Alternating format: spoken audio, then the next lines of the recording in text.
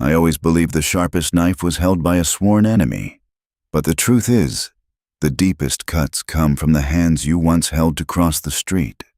Blood might be thicker than water, but I learned the hard way that it is also much easier to spill when money is involved. My name is Arthur. I am 68 years old, and for the last 40 years, I woke up every single morning with one goal in mind: to provide a rock-solid foundation for my family.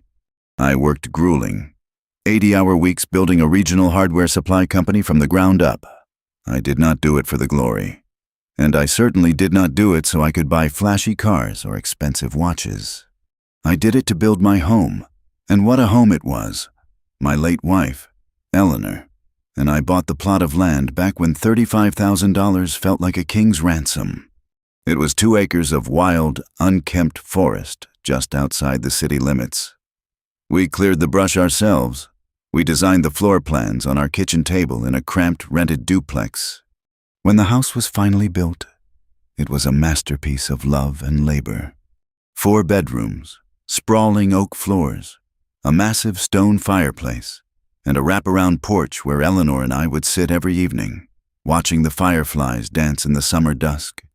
Every single scratch on those hardwood floors tells a story. There is a small dent near the baseboard in the hallway where our only son, David, threw a heavy toy truck during a tantrum when he was 4 years old. There is a faded spot on the kitchen counter where Eleanor used to set her hot tea every morning.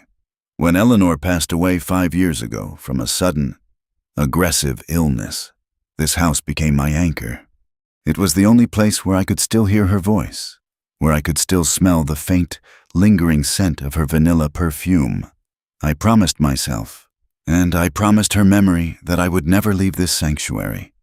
Looking back, I should have noticed the way my daughter-in-law, Sarah, always let her eyes linger a little too long on the antique silver in the dining room, or how David's casual questions about my cholesterol levels felt less like genuine care and more like a calculated appraisal of my expiration date. But I was a grieving widower blinded by the unconditional love a father has for his son, completely unaware of the devastating trap they were carefully laying right under my nose. David is 34 years old now. He works a mid-level corporate job downtown. He makes a decent salary, but he and Sarah have always suffered from a severe case of lifestyle inflation. They lease luxury vehicles they cannot afford. They take lavish vacations to tropical islands just to post photos for people they do not even like. Because they spend every dime they make on maintaining an image, they live in a cramped, dark, 2-bedroom apartment on the loud side of town. They refuse to move to a more affordable suburb because they are obsessed with the prestige of their zip code. For years, our routine was set in stone. Every Sunday afternoon, David and Sarah would drive out to my house for dinner. I would spend all day Sunday cooking a massive pot roast, roasting potatoes, and baking fresh bread, trying my best to recreate the magic of Eleanor's legendary weekend meals. They would arrive, eat my food, drink my expensive wine, and then the complaints would inevitably begin. David would sigh heavily, rubbing his temples, complaining about his unreasonable landlord raising the rent by $300. Sarah would walk around my spacious, sunlit kitchen, dramatically running her hands over the granite countertops, whispering about how impossible it was to cook a proper meal in her tiny galley kitchen. She would look out the bay window at the sprawling green lawn and sigh wistfully, talking about how wonderful it would be to raise children in a house with a proper yard. I hated seeing them struggle. I really did. One evening, after a particularly heavy session of complaints, I went into my study, wrote a check for $25,000, and handed it to David. I told him it was a gift, a down payment for a nice starter home in a quiet neighborhood. David looked at the check, then looked at me with a mixture of pity and mild disgust. He pushed the check back across the table. He told me that starter homes were a terrible investment in the current market, and that $25,000 would barely cover the closing costs on anything decent. He said they were holding out for their forever home. I felt a sting of rejection, but I let it go. I did not realize it then, but they had already chosen their forever home. They had chosen mine. The real shift began last November. I caught a nasty case of pneumonia. It was not life-threatening, but it knocked the wind out of me completely. For 2 weeks, I was confined to my bed, feverish, weak, and coughing constantly. Suddenly, David and Sarah transformed into the most attentive, hovering caretakers the world had ever seen. They started showing up at my house unannounced, using the spare key I had given them for emergencies.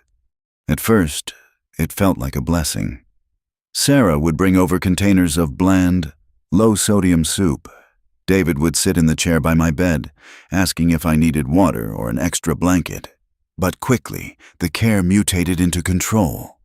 I woke up from a nap one afternoon to find Sarah throwing away hundreds of dollars worth of perfectly good groceries from my pantry. When I protested, she used a soft, patronizing voice, telling me that my diet was causing my illness and that she was stepping in for my own good. David hired an expensive landscaping crew without consulting me, handing me an invoice for $400. When I told him I was perfectly capable of mowing my own lawn once my fever broke, he shook his head sadly, looking at me like I was a delusional child. He told me I was getting too old for manual labor, that my heart could give out at any moment. They were laying the groundwork. They painted a vivid, terrifying picture of a frail, incompetent old man who could not manage alone, setting the stage for a grand solution that would supposedly solve all of my problems while quietly creating a living nightmare I never saw coming. The climax of their performance happened on a cold Tuesday evening.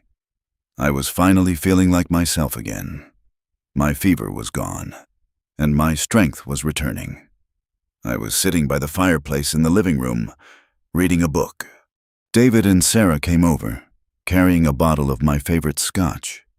David poured me a glass, handed it to me, and sat down on the coffee table directly facing me. He leaned forward, resting his elbows on his knees, staring intently into my eyes.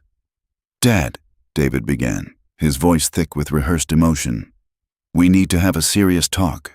Sarah and I have been making ourselves sick with worry over these past few weeks." "I am fine, David," I replied, taking a sip of the scotch. "It was just a chest infection. I am 68, not 98. I am back to playing golf on Thursdays." David shook his head, looking over at Sarah for support. Sarah immediately moved to the sofa, sitting uncomfortably close to me, placing her hand gently over mine. "Arthur, please listen to him," Sarah pleaded, her eyes shining with fake, unshed tears. "You were so weak. We were terrified we were going to lose you. This house, it is just too big for one person. There are too many stairs. The yard is massive. What if you slip in the shower and cannot reach the phone? What if your chest acts up again in the middle of the night and no one is here to call an ambulance?" They were using my grief and my recent moment of physical weakness as weapons. They were hitting every emotional pressure point with ruthless precision. Mom would be absolutely devastated if she knew you were rattling around in this huge, empty house all alone. "Putting yourself in danger," David added, striking the final, lowest blow. Mentioning Eleanor was a guaranteed way to bypass my logical defenses. "So, what are you suggesting?" I asked, my voice suddenly feeling very small in the vast quiet of the living room. David took a deep breath, puffing out his chest as if he were about to throw himself onto a live grenade for my sake. "We have talked it over. Dad, we have prayed on it, and we have made a decision. We are going to break the lease on our apartment. We are going to pack up all of our things, and we are going to move in here with you." I stared at him, stunned. "We will take care of absolutely everything." Sarah chimed in, squeezing my hand tightly. "I will cook all your meals. I will do all the cleaning. David will take over the maintenance of the house and the yard. You will never have to lift a finger again. You will be surrounded by family every single day. We are going to take care of you. Arthur," the trap was set beautifully. It was presented to me wrapped in a warm blanket of familial devotion. But underneath, it was a cage of cold steel. I looked at the two of them, seeing only the boy I had taught to ride a bicycle and the woman he had chosen to love. I felt a massive surge of warmth in my chest, a foolish, Naive, overwhelming gratitude. I genuinely thought they were making a massive personal sacrifice just to ensure my golden years were safe and comfortable. I thought I was gaining my family back, filling the terrible silence Eleanor had left behind. I had absolutely no idea I was the one being placed on the altar, completely oblivious to the sacrificial blade they were hiding behind their backs. I thought opening my doors to my flesh and blood would bring warmth back into my quiet life, but I was merely inviting the cold draft of my own ruin. The illusion of a happy, multi-generational home shattered faster than dropped porcelain. It started the very weekend they moved their belongings into my sanctuary. I had spent days preparing the 2 large guest bedrooms upstairs, making sure the linens were fresh and the closets were empty for their things. But the moment the moving truck backed into my driveway, a chaotic energy infected my peaceful home. David and Sarah did not just move in, they invaded. Heavy boxes were dragged across my pristine oak floors, leaving deep, permanent scratches that made my stomach churn. Sarah immediately replaced the soothing classical music I usually played with loud, thumping pop music echoing through the hallways from her portable speakers. The subtle takeover began in the kitchen, the very heart of the house where Eleanor and I had spent thousands of hours, on their 3rd day living there. I woke up early to make my usual pot of coffee and fry a couple of eggs. I walked downstairs to find my entire pantry completely emptied and reorganized. Eleanor's vintage tea tins, which I had kept meticulously arranged on the top shelf, were shoved haphazardly into a dark bottom cabinet. My cast iron skillets were replaced with cheap, non-stick pans Sarah had bought on sale. When I asked her where my favorite coffee mug was, she did not even turn around from the sink. She just waved her soapy hand dismissively and told me she had donated a box of old, mismatched junk to a local charity bin. My heart sank. That mug was a gift from Eleanor on our 20th anniversary. I bit my tongue, telling myself that compromise was necessary when blending households, but a sour taste lingered in my mouth. I did not realize then that Sarah's aggressive reorganizing was not about making space for herself, but about meticulously erasing every trace of me from the premises. Within 2 weeks, I felt like an unwanted ghost haunting a stranger's house. I was no longer allowed to watch the evening news in my own living room because David needed the massive television for his expensive video game console. If I sat on the sofa to read a book, Sarah would loudly vacuum around my feet, sighing heavily until I took the hint and retreated to my bedroom. The home-cooked meals they promised to provide turned out to be greasy takeout food they ordered late at night, long after I had given up waiting and made myself a cold sandwich. The loving companionship they had used as a bargaining chip vanished completely, replaced by brief, annoyed nods when we crossed paths in the hallway. I tried to convince myself it was just an adjustment period. I told myself they were stressed from the move and their demanding jobs. Then came the evening that sealed my fate. It was a rainy Tuesday, exactly 1 month after they had moved in. I was sitting in my small study, looking over some old photo albums, feeling a profound sense of isolation. David walked in carrying a thick manila folder. He closed the door behind him and sat in the leather chair across from my desk. He wore a serious, deeply concerned expression, the exact same face he had used when he convinced me I was too frail to live alone. He slapped the heavy folder onto my desk. He leaned back and let out a long, exhausted sigh. He told me he had just attended a free financial planning seminar downtown, specifically focused on elder care and asset protection. He painted a terrifying picture of the modern healthcare system. He spoke rapidly, throwing around terms like probate, state-funded seizure, and medical liens.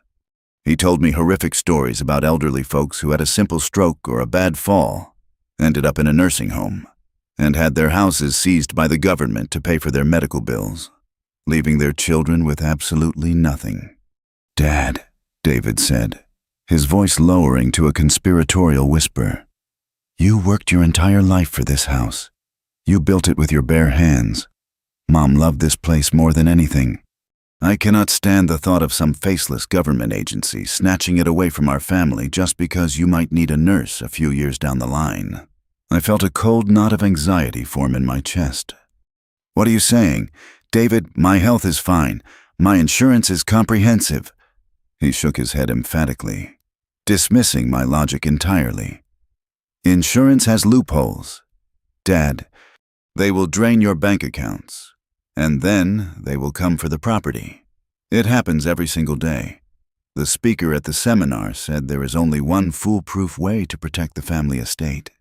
You have to transfer the deed of the house into my name. Right now. While you are still healthy. I stared at the manila folder. The idea felt heavy, absolute, and deeply unsettling. Transfer the deed. Giving you ownership of the house. It is just on paper. Dad, David said quickly, a forced smile flashing across his face. Nothing changes in reality. You still live here.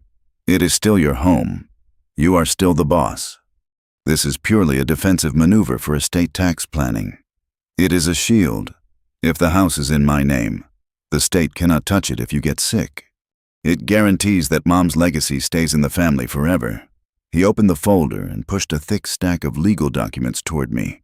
The pages were filled with dense, confusing legal jargon. At the very bottom of the last page were 3 brightly colored sticky notes pointing to signature lines. He handed me a sleek black pen. A voice in the back of my mind, a voice honed by 40 years of running a successful business, screamed at me to stop. That voice told me to take the papers, lock them in my drawer, and call Thomas, my brilliant and fiercely loyal attorney. First thing in the morning.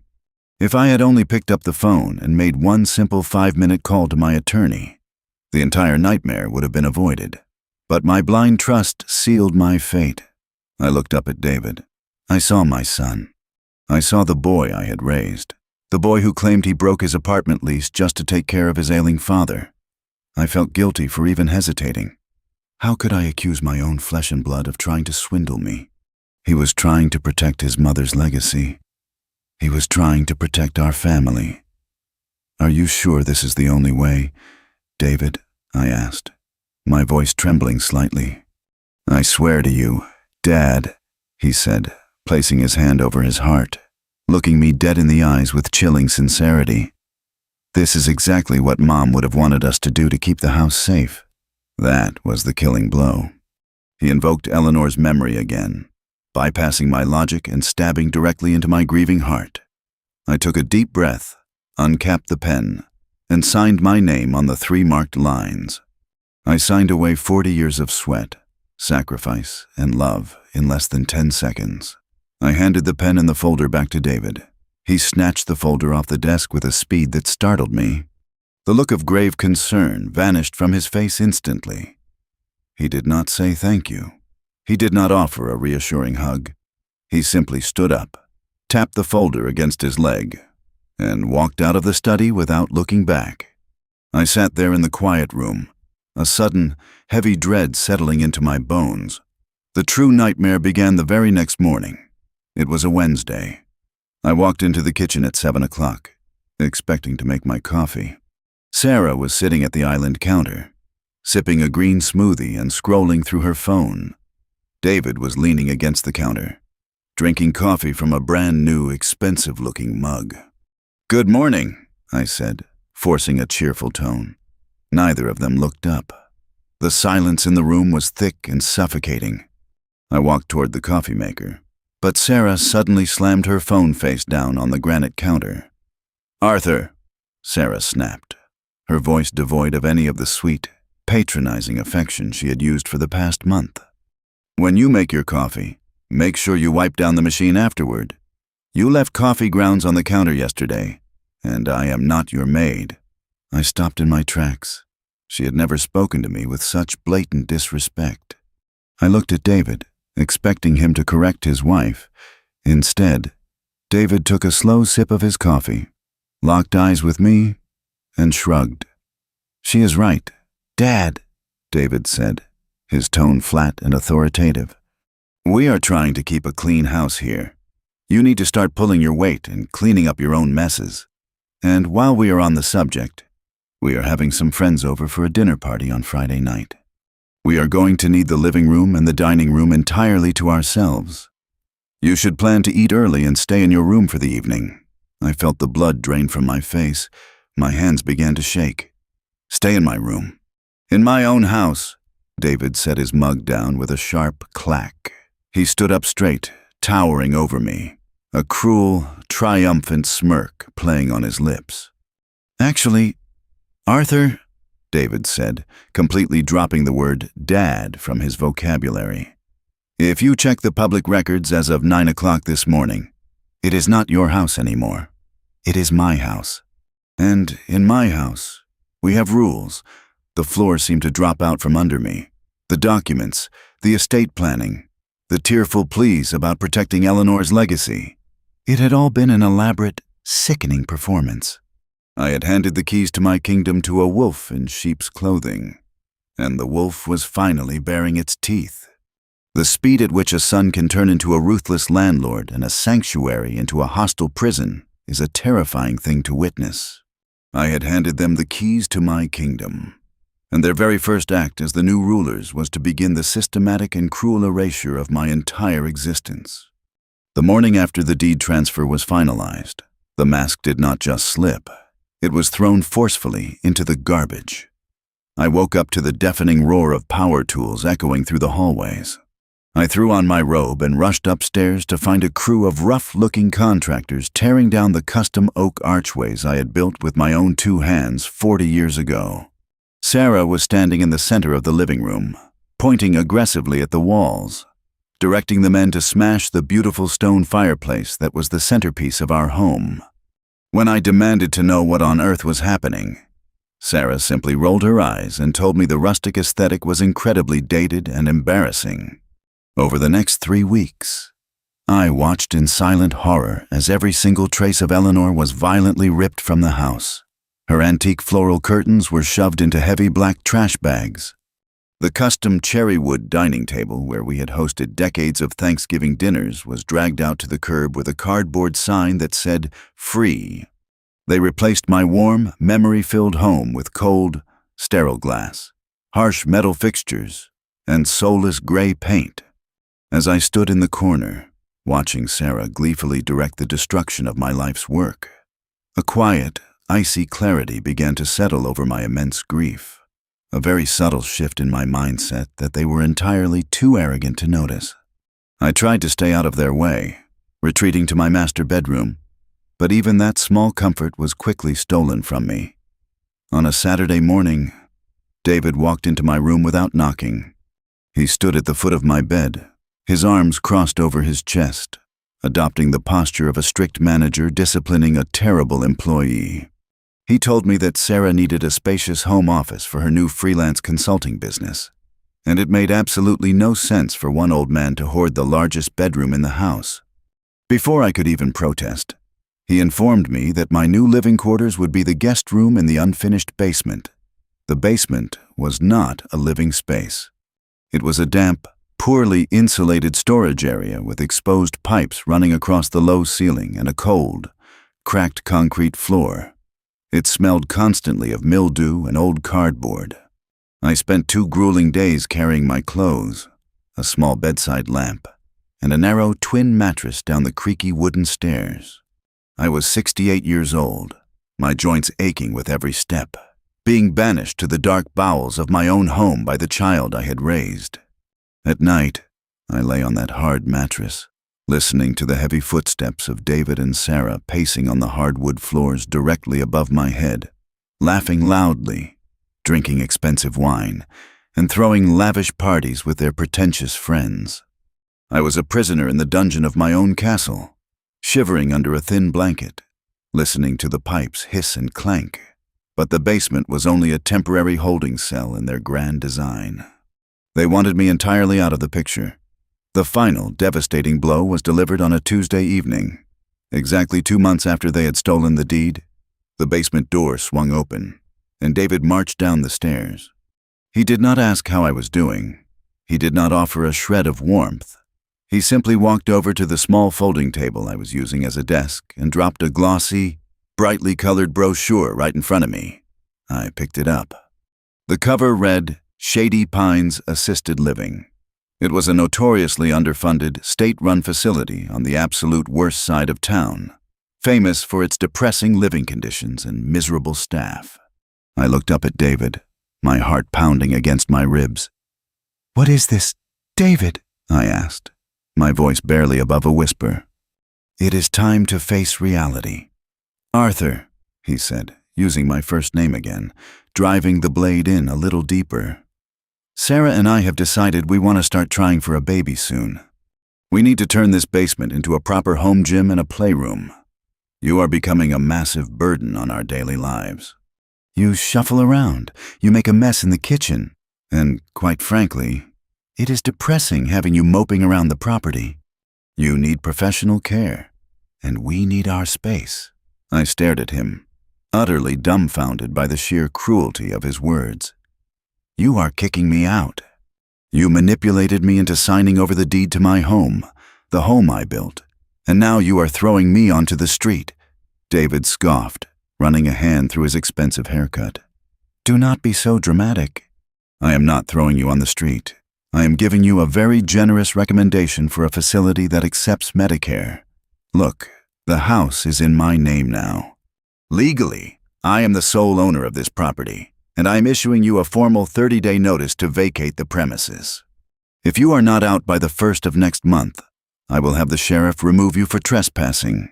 He spoke down to me as if I were a pitiful, penniless beggar who had finally drained his last ounce of goodwill, completely unaware of the massive financial fortress I had quietly maintained and guarded for decades.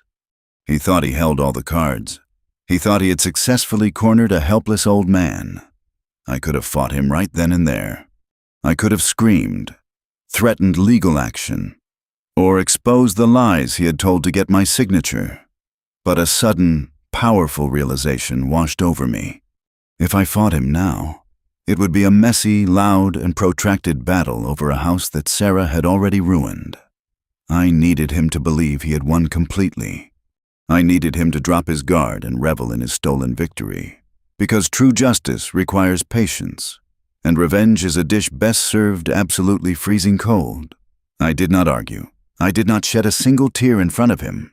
I simply nodded slowly, placed the terrible brochure back on the folding table, and told him I would be gone by the end of the week.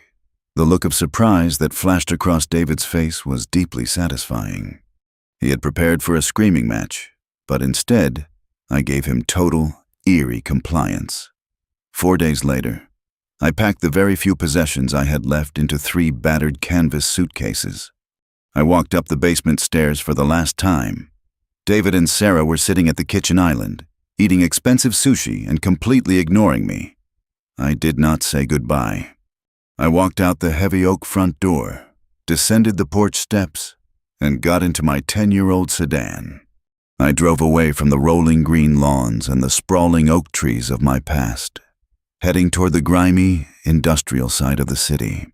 Because my supposed poverty was the core of David's illusion, I had to play the part perfectly. I rented a tiny, dilapidated one-bedroom apartment in a crumbling brick building. The rent was $600 a month. The wallpaper in the living room was peeling at the corners, revealing dark, ugly stains underneath. The radiator hissed loudly every time the heat kicked on, and the single window in the kitchen looked out over a narrow, garbage-filled alleyway where stray cats fought over scraps. The smell of stale cigarette smoke and cheap cooking oil was permanently baked into the thin carpets. That first night in the apartment, I sat on a lumpy, second-hand sofa I'd bought from a thrift store for $40. The silence of the small room was deafening, a stark contrast to the spacious, quiet majesty of the home I had lost. I was entirely alone, stripped of my property, disrespected by my own blood, and forced into squalor. Any normal man might have broken down and wept at the absolute unfairness of it all. But as I sat there in the dim, flickering light of a single bulb, I did not feel sorrow. I felt a burning, unquenchable fire igniting in my chest. David and Sarah had meticulously planned my downfall, but they had made one fatal, catastrophic miscalculation. They assumed the house was my only asset, and tomorrow morning, I was going to make a phone call that would eventually burn their entire stolen kingdom to the ground. The first few weeks in that decaying apartment were a heavy, suffocating blanket of grief that threatened to pull me under completely.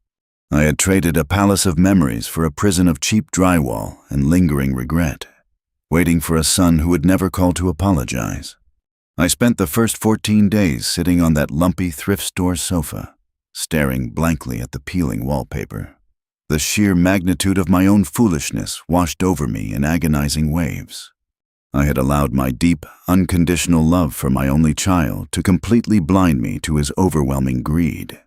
I played the memories on a continuous loop in my mind, the fake tears Sarah cried, the manufactured concern David displayed, the chilling speed with which they had handed me a pen and stolen my entire life's work.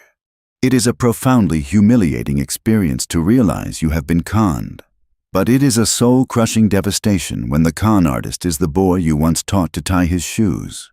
I ate cold canned soup because I did not have the energy to figure out how the rusty gas stove worked. I barely slept, jolted awake by the screeching tires of garbage trucks in the alleyway, my heart racing as I reached out for Eleanor in the dark, only to grasp cold, damp sheets. I felt like a discarded piece of trash, exactly how David and Sarah wanted me to feel.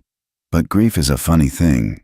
If you sit in it long enough, the sadness eventually burns away, leaving behind a hard, crystallized core of pure anger. On the morning of my 15th day in exile, I walked into the tiny, yellowed bathroom and splashed freezing water on my face. I looked at my reflection in the cracked mirror. I saw an old man with deep bags under his eyes and a gray, unkempt beard. But underneath the exhaustion, I saw the exact same ruthless, sharp-minded businessman who had spent 40 years crushing his competitors and building an empire from a patch of dirt. I was Arthur. I did not get to the top of the regional supply chain by rolling over and letting people walk on me. I took a deep, steadying breath and wiped my face with a rough towel. I was done being a victim. I was done crying over a son who was fundamentally broken. I walked into the cramped living area, picked up my cheap prepaid cell phone, and dialed a number I had known by heart for 30 years. Thomas speaking. A deep, gravelly voice answered on the second ring. Thomas was not just my attorney. He was the closest thing I had to a brother. We had fought in the trenches of the business world together for decades. He was a brilliant, ruthless legal mind who specialized in ironclad corporate contracts and impenetrable estate law. He was also the only person on earth who knew the absolute, unvarnished truth about my financial reality. Thomas, I said, my voice strong and clear for the first time in weeks. It is Arthur. I need to see you immediately. Clear your afternoon schedule. There was a brief pause on the line. Arthur, where have you been? I have been calling the house for a week. Sarah told me you were traveling. A dark chuckle escaped my lips. I am not traveling. Thomas, I am sitting in a roach-infested apartment on the south side of town. David legally stole the house. He kicked me out. The silence that followed was thick and incredibly dangerous. When Thomas finally spoke, his voice was deathly quiet. Give me the address. I am sending a car for you right now. An hour later, I was sitting in a plush leather chair in Thomas's expansive downtown office, sipping a glass of 20-year-old scotch. I laid out the entire miserable story from beginning to end.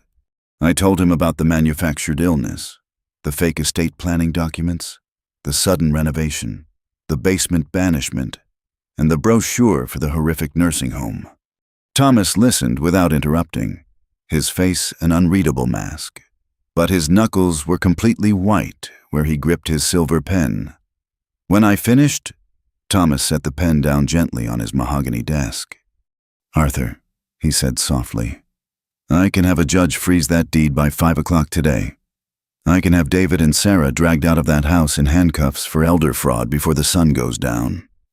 Give me the word, and I will unleash hell. I took a slow sip of the scotch, letting the burn settle in my chest. No, Thomas, no police, no messy public trials. If we sue him, he will just play the victim. He will drag it out for years, draining my energy, and he will still live in my house during the proceedings.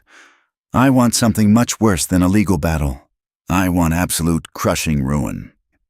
And I want him to do it entirely to himself. Thomas raised an eyebrow, a slow, predatory grin spreading across his face. He leaned forward, opening a thick, heavily secured file on his desk with my name embossed in gold lettering on the cover. This was the secret David knew absolutely nothing about. It was the reason I had not fought him when he handed me that eviction notice. When I sold my hardware supply company 10 years ago, I did not just walk away with a gold watch and a pat on the back. I negotiated a massive, quiet buyout from a national conglomerate. After taxes, debts, and setting aside the money to completely pay off the house, I was left with a liquid investment portfolio worth exactly $2 million. I never told David about the money. Eleanor and I had made that decision together. We had seen too many children of wealthy parents turn into lazy, entitled monsters who waited around for their parents to die so they could cash in. We wanted David to build his own life, to understand the value of a dollar, and to earn his own keep. We lived comfortably, but modestly, giving the illusion that my pension and my Social Security were our only sources of income. David genuinely believed that stealing the deed to the house meant he had successfully conquered the entirety of my life's wealth. He had no idea he had simply stolen an empty wooden box while leaving the keys to the actual vault resting safely in my pocket. The portfolio is currently sitting at $2.1 million. Arthur, Thomas said, tapping a polished fingernail against the financial ledger. It is completely liquid, safely diversified, and entirely out of David's reach. He has absolutely no legal claim to a single dime of this money. Good, I replied, leaning back in my chair. Because we are going to use that money to build a trap. A trap so legally perfect and financially devastating that when it snaps shut, it will break his spirit permanently. We spent the next 6 hours locked in that office, mapping out every single detail of my retaliation. We needed a plan that was bulletproof. A strategy that would exploit David's arrogance and greed against him. I knew my son. I knew he was terrible with money. And I knew he was deeply addicted to appearing wealthy to his friends. We were going to give him enough rope to hang himself, financially speaking, while I safely removed every single safety net I had secretly provided for him over the years. There were a few massive liabilities attached to that beautiful house, buried deep in the county records, that David in his arrogance had completely failed to uncover when he rushed to steal the deed. We were going to let those liabilities wake up and swallow him whole. We need to completely sever your financial ties to the property immediately, Thomas instructed, rapidly writing down notes on a legal pad. I will draft the documents to establish an irrevocable living trust by tomorrow morning. We are going to put the entire $2 million into that trust. You will be the trustee. But we need to name a new beneficiary. If anything happens to you before this plays out, we cannot risk David getting his hands on it through probate. I did not even have to think about it. Emily, I said instantly. Emily is my late sister's daughter, my niece. She is 28 years old, works grueling 50-hour weeks as a pediatric nurse, and has a heart of absolute gold. While David was busy plotting to steal my home, Emily was the one secretly driving across town to bring me groceries and make sure I was taking my vitamins. She never asked for a dime, and she always treated me with genuine, loving respect. She was the family I actually deserved. Emily gets everything, I confirmed, my voice rock solid. Every single penny. We will outline the exact distribution in the new will. And Thomas, when the time comes to read that will, I want the language to be brutally clear. I want David to hear exactly what he threw away. Thomas nodded, his eyes gleaming with professional excitement. Consider it done. Arthur, by the end of this week, your fortress will be impenetrable. And as for David's new kingdom, I give it 6 months before the walls start caving in. I stood up, shaking Thomas's hand firmly. For the first time since Eleanor died, I felt a true sense of purpose. I walked out of the law office and stepped into the cool evening air. I was still heading back to a terrible, run-down apartment, but I was no longer a victim hiding in the dark. I was a wealthy man holding a match, patiently waiting for the perfect moment to burn away the rot in my family tree. A trap is only as effective as the bait you leave behind, and I was about to leave a mountain of financial dynamite sitting quietly in the lap of my arrogant son. The morning after my emotional meeting with Thomas, I woke up in my miserable, drafty apartment feeling a strange, intoxicating surge of pure adrenaline. I took the city bus downtown, the worn suspension rattling my bones, and walked into Thomas's pristine law office exactly at 9 o'clock. We wasted absolutely no time. We spent the entire morning drafting the framework of an irrevocable living trust. By transferring the entirety of my $2 million liquid portfolio directly into this legal fortress, I completely removed the assets from my personal estate. The beauty of the irrevocable trust was its absolute finality. Once the ink was dry, the money belonged to the trust, not to me, and certainly not to my next of kin. Even if I passed away unexpectedly, that money would never go through a probate court. David could hire 100 expensive corporate lawyers, but he would never be able to pierce the armor of that document. It was a perfectly designed, airtight vault, and I was the only one holding the combination. The true joy of that morning, however, was writing my niece, Emily, into the document as the sole and absolute beneficiary. As Thomas rapidly typed up the dense legal paperwork, I sat back and thought about Emily. She was 28 years old, working grueling, understaffed, 12-hour shifts as a nurse at the county hospital. Despite her constant exhaustion and her own meager salary, she had shown up at my terrible apartment just 2 days prior. She walked through the dangerous alleyway, carrying 2 heavy canvas bags of fresh groceries and a warm, home-cooked casserole. She did not know I had money. She thought I was a destitute, heartbroken old man who had been cast aside by his only child. And yet, she gave me her precious free time, her unwavering respect, and her genuine, unconditional love. She sat on my stained thrift store sofa, held my wrinkled hand, and cried with me over David's unbelievable cruelty. Placing her name on that trust document felt like the first truly right thing I had done in 5 long years. When the time came, her life was going to change forever.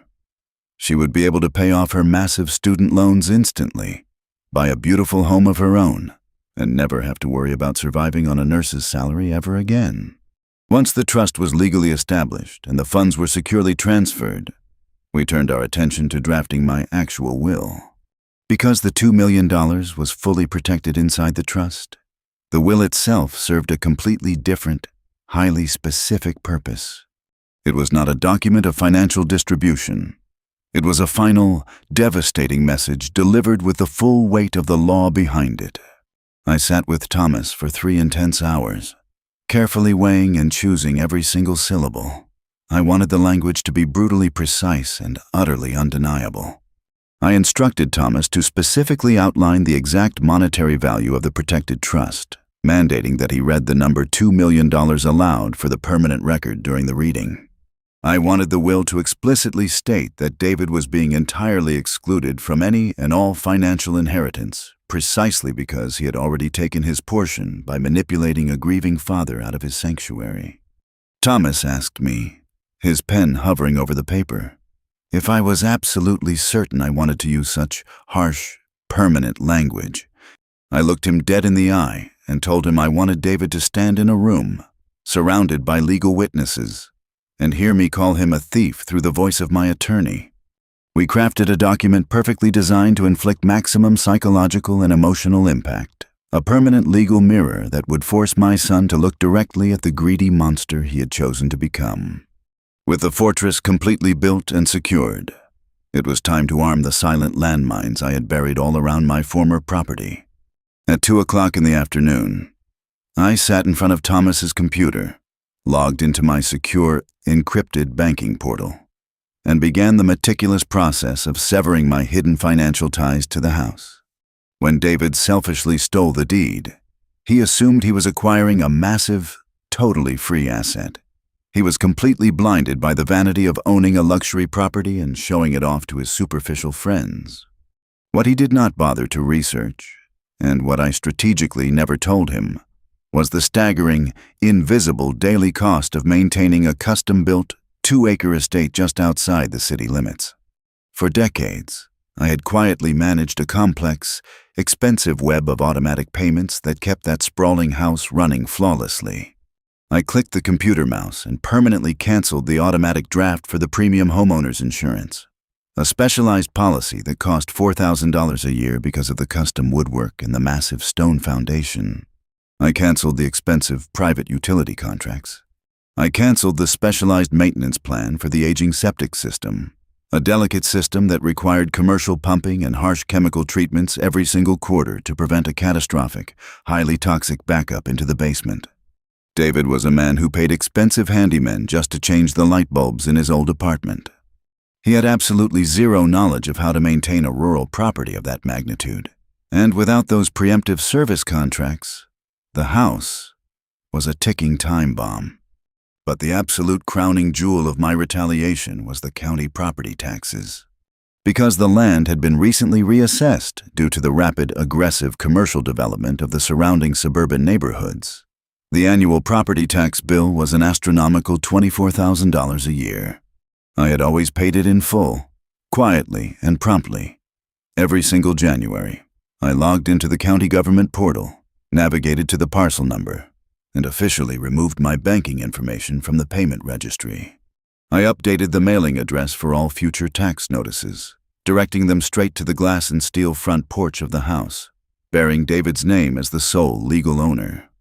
David and Sarah were already living completely paycheck to paycheck, drowning in luxury car leases and high-interest credit card debt just to maintain their fake, wealthy lifestyle on social media. In a few short months, a series of terrifying, massive financial obligations were going to arrive in their mailbox. He thought he had outsmarted a helpless old man, but he had actually just chained himself to a massive, sinking ship with absolutely no life rafts in sight. And the most brilliant part of the entire strategy was that he would have no idea the floodwaters were rising until they were already up to his neck. I left Thomas's downtown office late that afternoon feeling lighter and more powerful than I had in years. I rode the bus back to my squalid apartment, but the peeling yellow wallpaper, the smell of cheap cooking oil, and the loud, hissing radiator no longer bothered me. They were no longer symbols of my defeat. They were merely temporary, necessary props in my grand theater of deception. Over the next few weeks, I settled into a quiet, extremely frugal routine. I bought cheap, dented cans of soup from the discount grocery store. I checked out thick history books from the local public library to pass the time. I kept my head down and my mouth shut. I needed to maintain the absolute, unbreakable illusion of grinding poverty.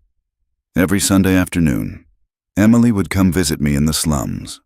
She would bring me fresh fruit, sit on the uncomfortable floor because the sofa hurt her back, and tell me funny stories about the eccentric doctors she worked with. She constantly, desperately offered to help me pay my $600 rent, or begged me to let her set up a cot in her small, one-bedroom apartment so I would not be alone.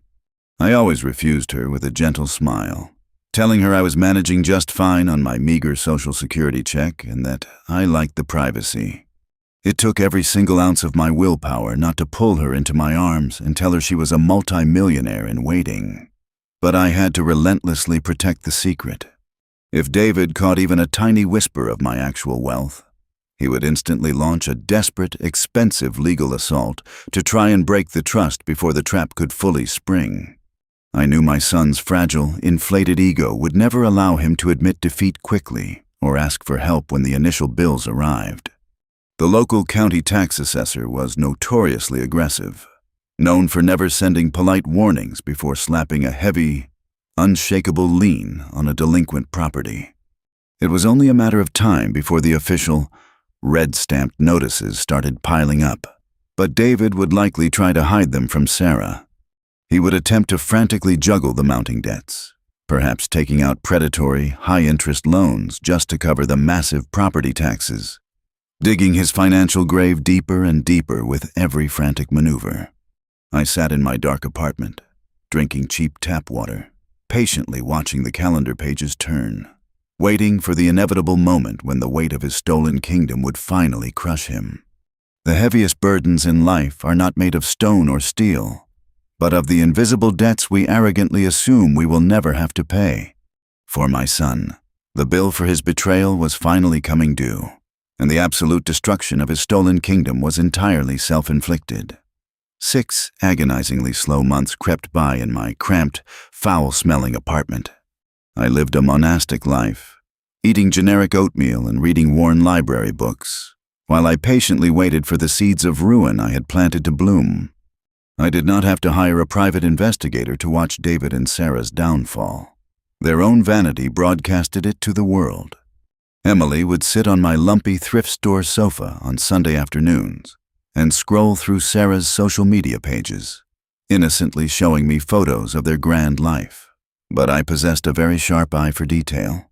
The lavish weekend trips to expensive vineyards suddenly stopped entirely around month 3. By month 4, the glossy, leased luxury SUV that Sarah loved to flaunt was conspicuously absent from the background of her photos, quietly replaced by a heavily used 10-year-old compact car. The cracks in their perfect, wealthy facade were spreading rapidly, spiderwebbing across their entire lives as the staggering reality of owning a massive, high-maintenance estate began to crush them. I knew exactly what they were experiencing. The brutal winter months had arrived with a vengeance, bringing freezing rain and biting winds.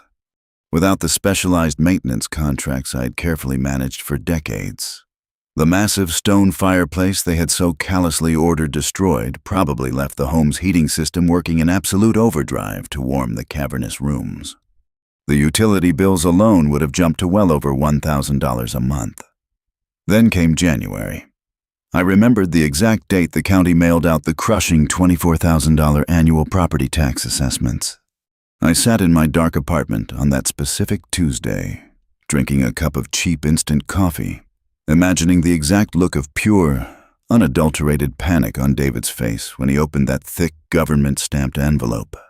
He was a man who panicked over a $300 rent increase, $24,000, due immediately under threat of a vicious county lien, would have felt like a physical blow to his chest.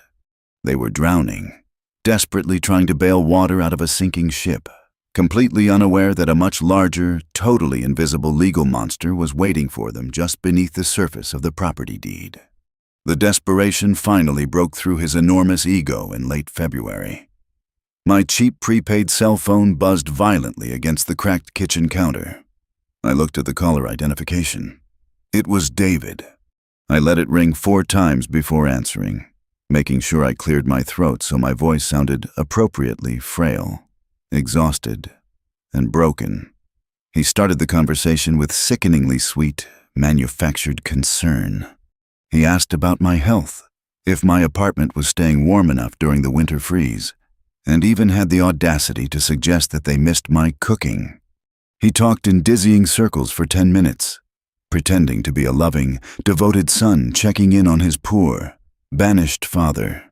Then, the inevitable pivot happened.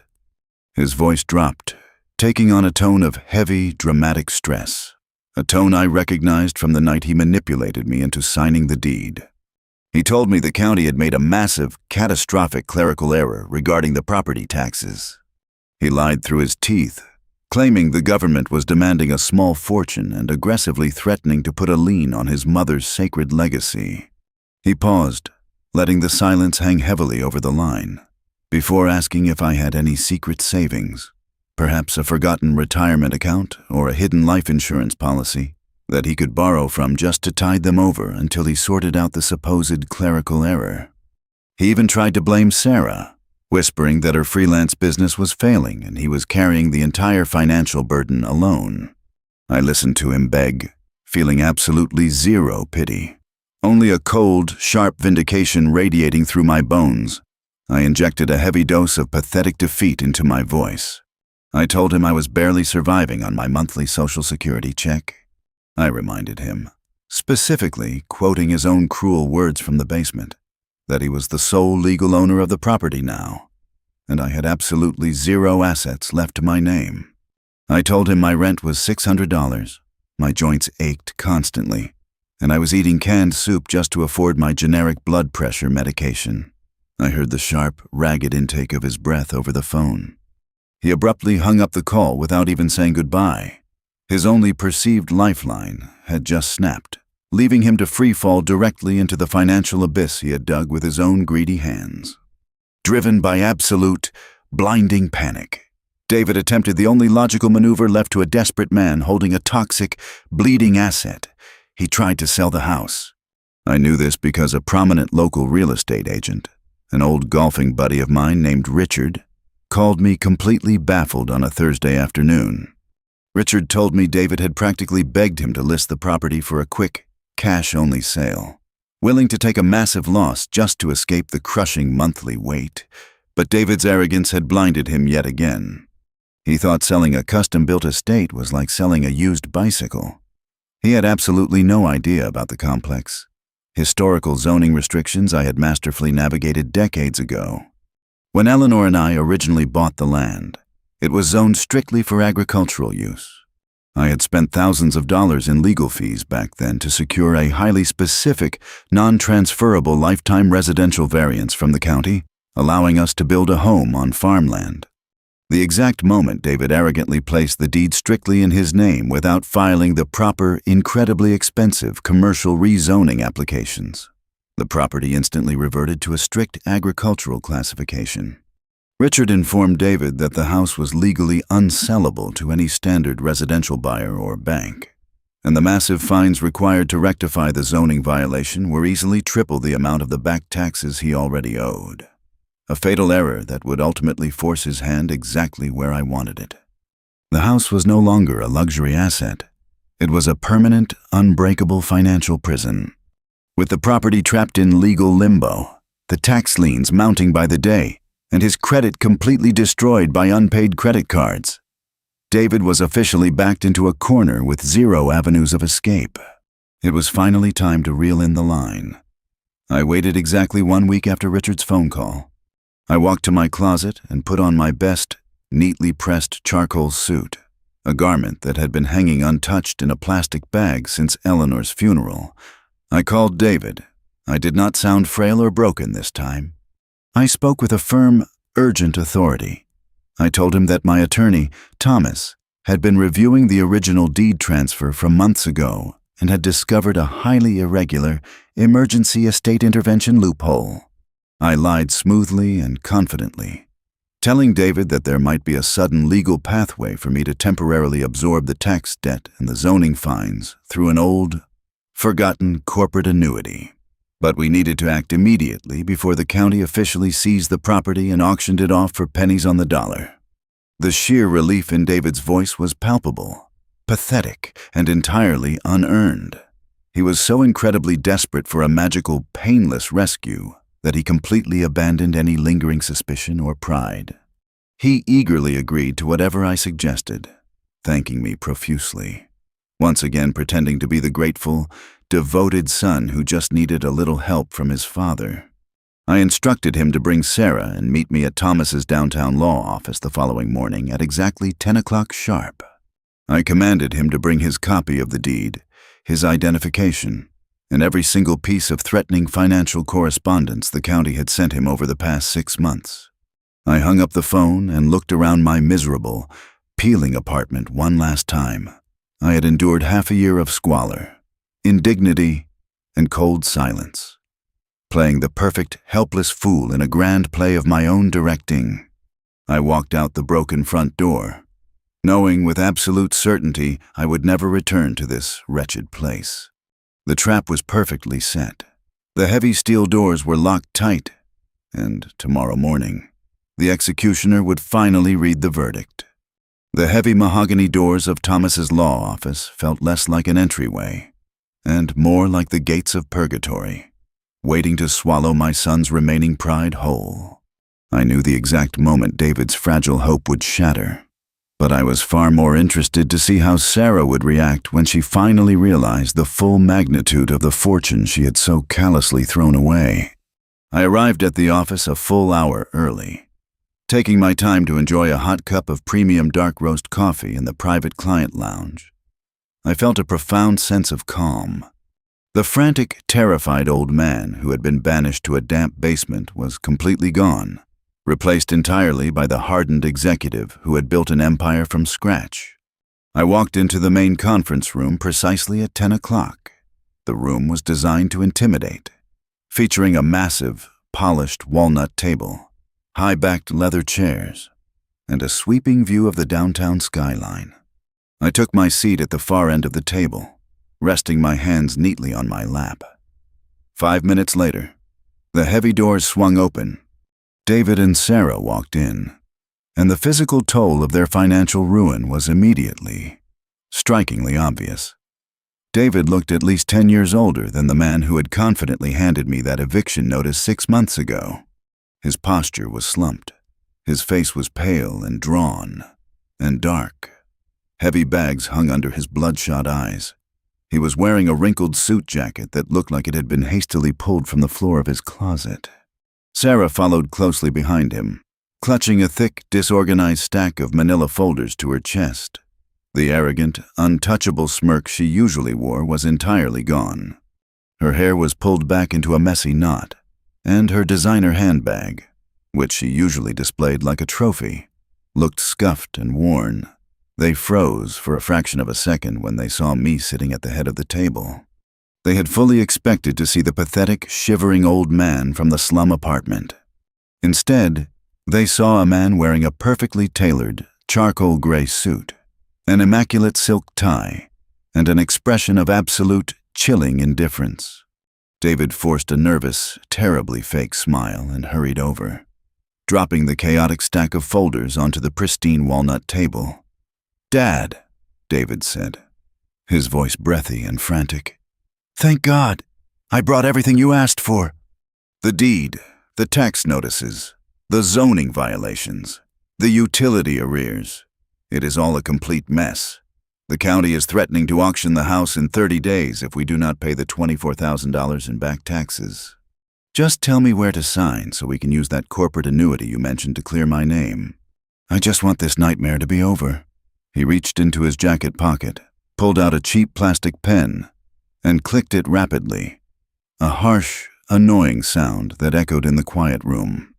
He was still entirely consumed by his own needs, completely oblivious to the trap he had just walked into.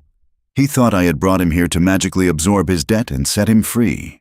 Sarah sat down next to him, her eyes darting nervously around the opulent room. She looked at my tailored suit, then down at the scarred surface of her handbag, a flicker of deep confusion crossing her face. Before I could say a single word, the side door of the conference room opened, and Thomas strode in. He carried a sleek black leather portfolio under his arm. He did not smile. He did not offer to shake their hands. He simply walked to the head of the table, stood right next to my chair, and placed the portfolio down with a heavy, authoritative thud. "Good morning," Thomas said, his deep, gravelly voice commanding absolute silence. "Sit down. David, put the pen away. You will not be signing anything today." David blinked, his hand freezing in midair. "Excuse me, my dad said we were here for an emergency estate intervention. He said we were transferring the tax debt back to him through an old annuity." Thomas slowly unclasped the leather portfolio. He pulled out a thick stack of crisp, legal documents bound in heavy blue cardstock. He adjusted his glasses and looked down at David with the cold, detached expression of a surgeon about to amputate a necrotic limb. "Your father," Thomas began, choosing his words with deliberate, agonizing precision, "invited you here today so that I could formally and legally execute the final directives of his revised estate plan. There is no corporate annuity. David, there is no magical loophole to save you from the property taxes, the zoning fines, or the ruinous maintenance costs of the house you aggressively acquired 6 months ago. The debts attached to that property belong entirely to you. As the sole, legal owner," the color drained from David's face so rapidly I thought he might actually faint. He turned to me, his eyes wide with rising panic and sudden, terrifying realization. "Dad, what is he talking about? You said you could fix this. You said you had a way to take the house back." David's voice cracked, bordering on a hysterical whine. I did not move a single muscle. I looked at him, feeling absolutely nothing but the smooth, cold surface of justice. I never said I was taking the house back. David, I said we needed an emergency intervention regarding my estate. You assumed the rest because you are desperate? Sarah slammed her hands onto the table, leaning forward aggressively. This is a trick. You cannot do this to us. We are drowning in debt because of that stupid, broken-down house. It is eating us alive. You have to take it back. Thomas slammed his open palm against the walnut table. The sharp crack echoed like a gunshot, instantly silencing Sarah's outburst. You will remain silent until I have finished reading this document. Mrs. Pendleton, Thomas commanded, his voice vibrating with absolute authority. Or I will have security escort you out of this building, and I will mail you the summary via certified post. Do I make myself perfectly clear? Sarah shrank back into her leather chair, her mouth snapping shut. She crossed her arms tightly over her chest, but her hands were visibly trembling. As the retained legal counsel for Mr. Arthur Pendleton, Thomas continued, picking up the first document and holding it so the official notary seals caught the light. I have been instructed to formally read the newly established declarations of the Arthur Pendleton Irrevocable Living Trust, effective immediately as of the 1st of this month. David frowned, rubbing his temples as if trying to physically force his brain to comprehend the legal terminology. A living trust? What does that even mean? He does not have anything to put in a trust. His only asset was the house, and I already own that. A slow, terrifyingly cold smile finally touched the corners of my mouth. This was the moment. This was the exact second the pendulum swung down to deliver the killing blow. Thomas ignored David's interruption. He turned the page, cleared his throat, and began to read from the heavily bolded text in the center of the document. Let it be known for the official legal record. Thomas read, his voice ringing loud and clear in the silent room, that Arthur Pendleton, being of sound mind and absolute authority, has fully and permanently transferred his complete financial portfolio into this protected, irrevocable legal entity. This transfer legally separates these assets from his personal estate, shielding them entirely from all future claims, probate courts, and familial disputes. Thomas paused, looking over the top of his glasses directly at David. The total valuation of the assets transferred into this trust, Thomas stated, dropping every single syllable like a heavy stone into a perfectly still pond, consists of a fully liquidated, securely diversified financial portfolio.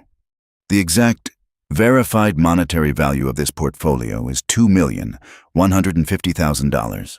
The silence that followed was absolute. It was the kind of deep, suffocating silence that occurs in the split second after a massive explosion, before the shockwave actually hits your eardrums. David stopped breathing. His jaw went completely slack. His eyes darted from Thomas to me, then back to Thomas, his mind violently rejecting the information. He opened his mouth to speak, but only a dry, raspy wheeze came out. Sarah let out a sharp, involuntary gasp. Her hands flew up to cover her mouth. Her eyes widened to the size of saucers as the number echoed through her brain. $2 million. $2 million, David finally choked out, his voice barely a whisper. He grabbed the edge of the walnut table as if the floor were suddenly tilting beneath him. That is impossible. That is a lie. You lived on a pension. You asked me to help you buy groceries a month ago. I lied, David, I said quietly, my voice slicing effortlessly through his panic. I sold the supply company 10 years ago for a very substantial, very private sum.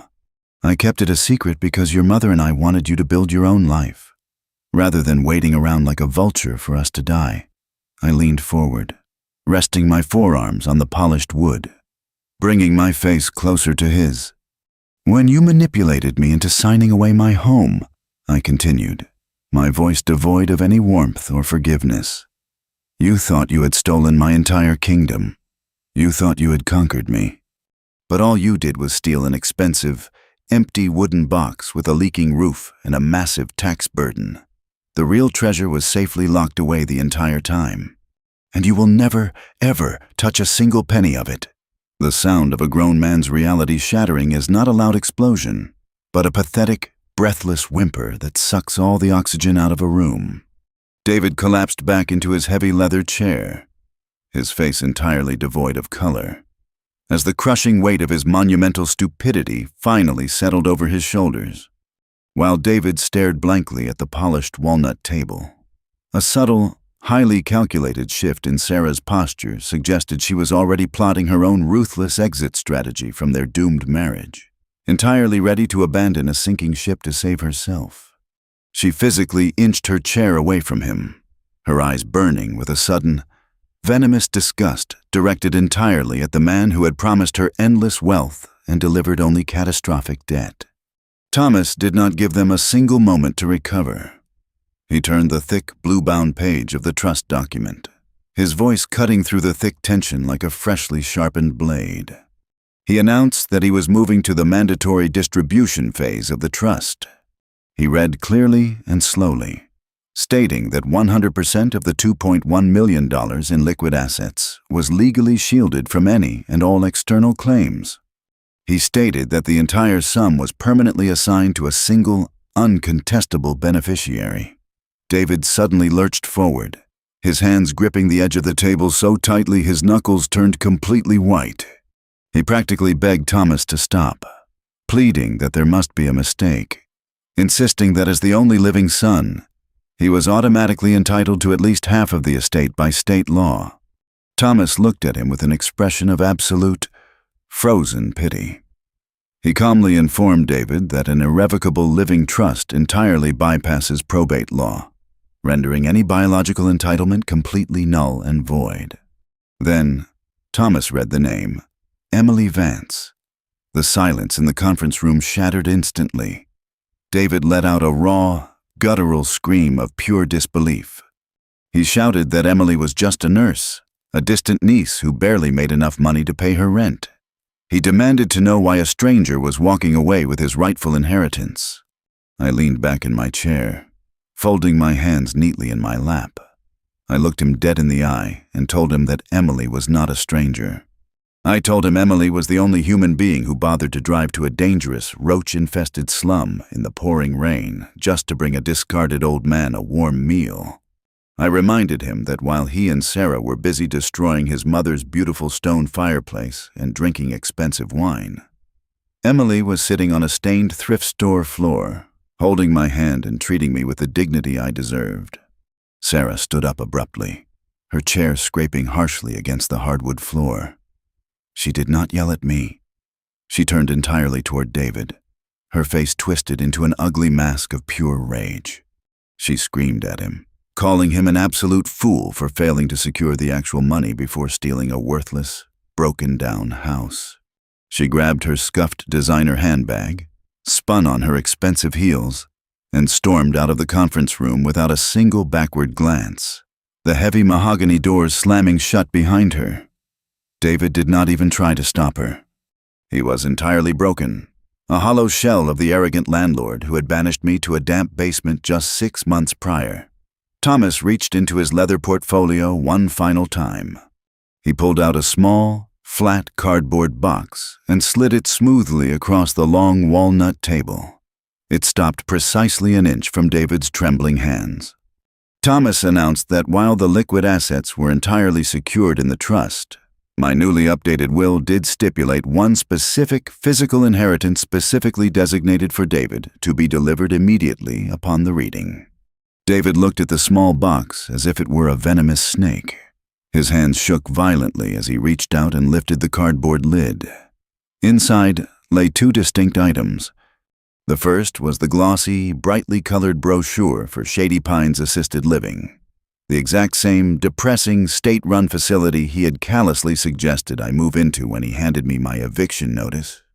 Resting directly on top of the brochure was the official, red-stamped county tax lien notice, clearly displaying the $24,000 debt required to prevent the immediate foreclosure of his stolen property.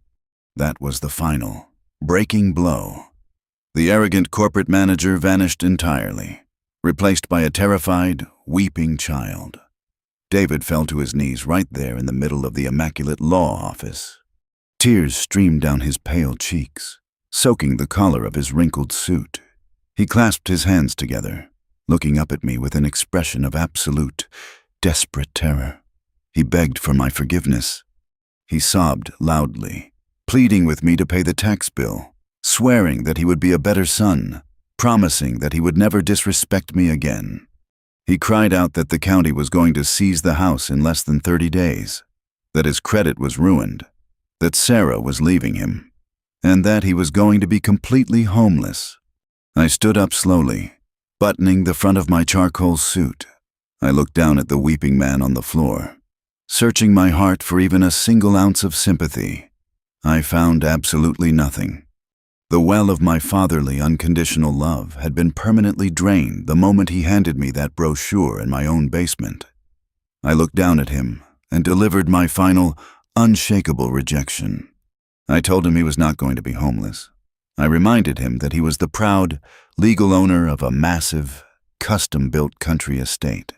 I coldly suggested that he wipe his tears and learn how to maintain a rural septic tank, because emergency plumbers charge a premium, and he was completely out of money. I did not wait for his response. I turned my back on him, shook Thomas's hand firmly, and walked out of the heavy mahogany doors. I stepped into the elevator, listening to the faint, muffled sound of my son's desperate sobbing fading away as the door slid shut. I walked out of the polished glass lobby and stepped into the bright, warm afternoon sunlight, taking my first breath as a completely free man. Even as I walked toward the waiting car, I knew the county tax assessor was already drafting the final foreclosure notices that would be nailed to his front door by the end of the month, sealing his ruin forever. The very next morning, I moved out of that terrible slum apartment forever. I purchased a beautiful, sunlit luxury condominium exactly 3 blocks away from the hospital where Emily worked. When I handed Emily the legal paperwork outlining her $2 million trust, she cried tears of pure, overwhelming joy, completely unaware of the ruthless vengeance it took to secure it. I paid off her massive student loans before noon. My life is quiet now, filled with genuine love, beautiful new memories, and the profound, deeply satisfying knowledge that true justice is not given, but meticulously built. Thank you so much for watching this story today. If you enjoyed hearing how Arthur took back his power, protected his legacy, and taught his ungrateful son a permanent, devastating lesson, please make sure to like this video, subscribe to the channel, and share it with someone who appreciates a good dose of reality. Leave the word karma in the comments below so I know you made it all the way to the end. And please do not forget to hit that hype button so this video can reach more viewers just like you.